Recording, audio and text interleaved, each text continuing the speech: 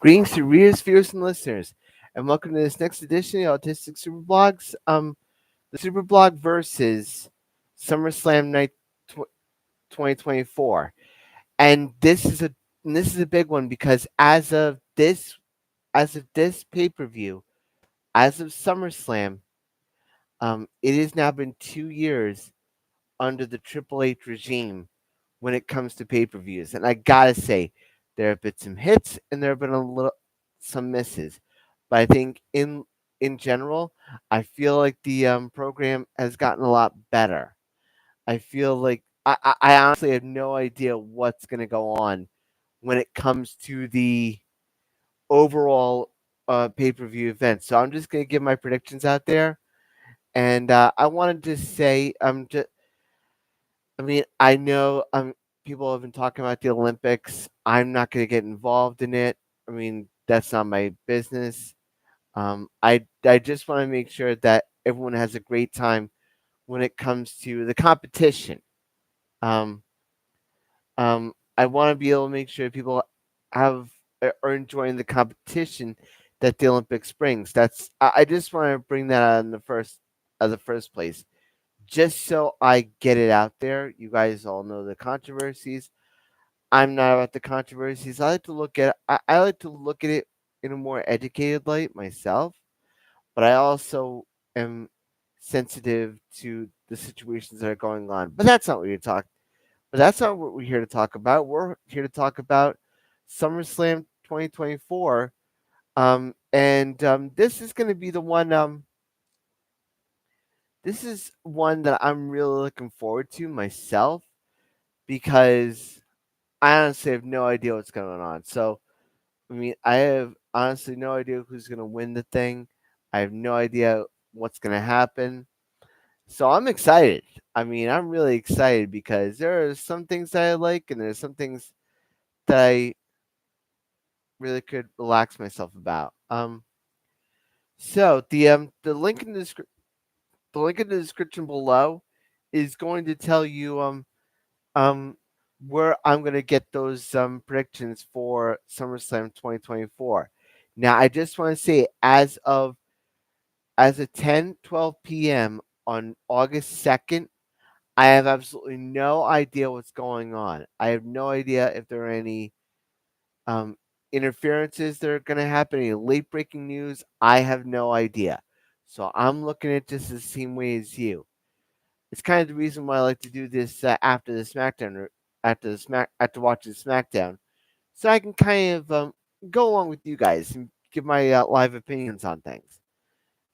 So with that being said, I think we'll go to the Sami Zayn versus Braun Breaker match for the Intercontinental Championship. Sami Zayn's done a really great job when it comes to elevating the Intercontinental title. But I feel like it's time to pass it to Braun Breaker. I feel like he's earned it. I feel like he's deserved it.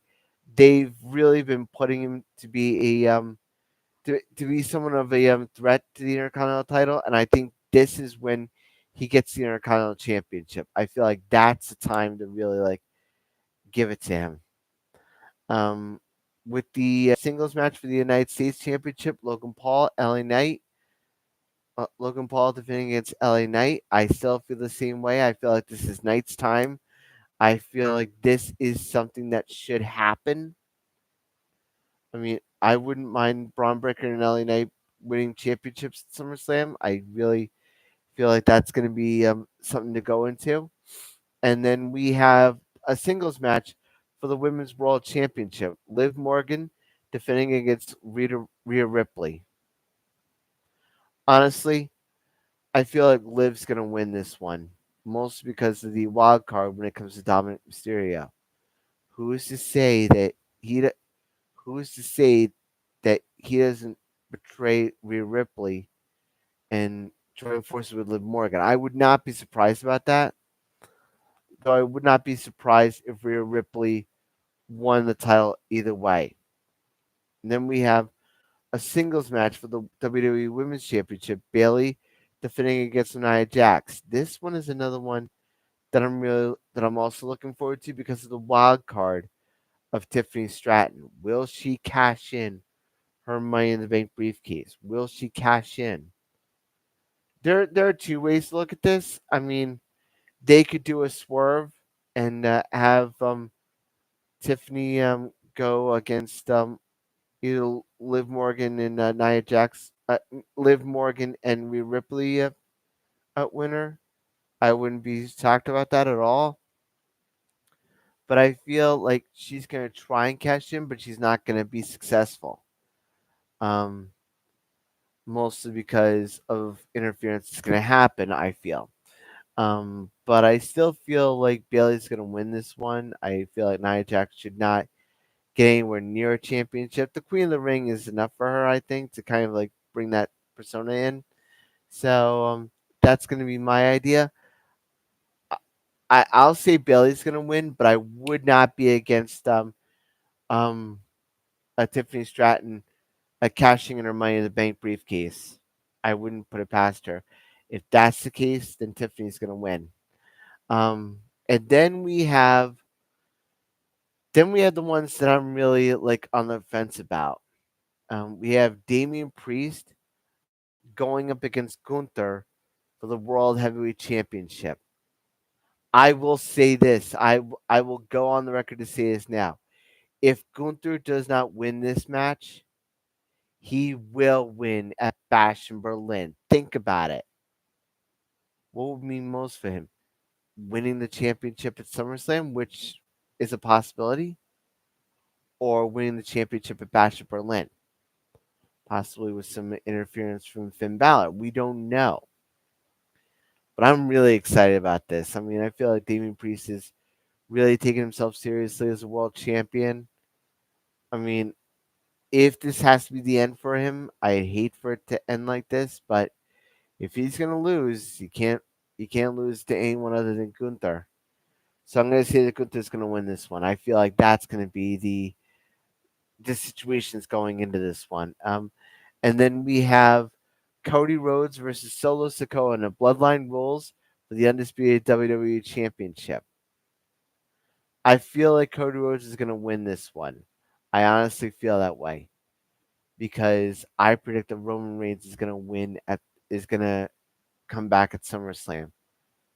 Whether he comes in before or after, that's another issue. But I feel like Roman Reigns comes in to distract Solo Sikoa, and Cody Rhodes wins the champ, and Cody Rhodes retains the championship. I feel like that's going to be the way that they're going. I feel like that is how they're going to go for this. And then we get to what I consider the main event: CM Punk versus Drew McIntyre in a singles match, with Seth friggin' Rollins being the special guest referee. Wow, this is masterful storytelling that they're doing here. I mean, Drew McIntyre has every right to hate CM Punk. CM Punk has every right to just to be mad at Drew McIntyre. So I'm gonna say CM Punk's gonna win, if only to prove that he is the best in the world, but not without a fight from Drew McIntyre, because I feel like he's earned it. But I would not be surprised if Drew McIntyre wins. I wouldn't be surprised because of the wild card when it comes to Seth freaking Rollins. We don't know where he's at. He hates both of those men equally. Could I see it be a SummerSlam 97 situation? Absolutely. But I'm gonna say that CM Punk's gonna win this one. And that might change, so I'm gonna go with CM Punk. That's my final answer. Um, but this one's gonna be a knockdown, drag out affair. I feel like this is gonna be something to give Drew McIntyre something to think about. Now as I'm thinking about it, now as I'm thinking about it, I'm gonna go with Drew McIntyre. I feel like he's due. I feel like he's due. Drew McIntyre, final answer. I know I've been going off on a tangent, but still. Those are my predictions for SummerSlam 2024. Um, if you guys like these videos, please check me out here in the Autistic Super Channel on YouTube. You can check me on Instagram, X, all that good stuff. Stay safe, stay strong, enjoy the weather, you guys, and as always, shine on.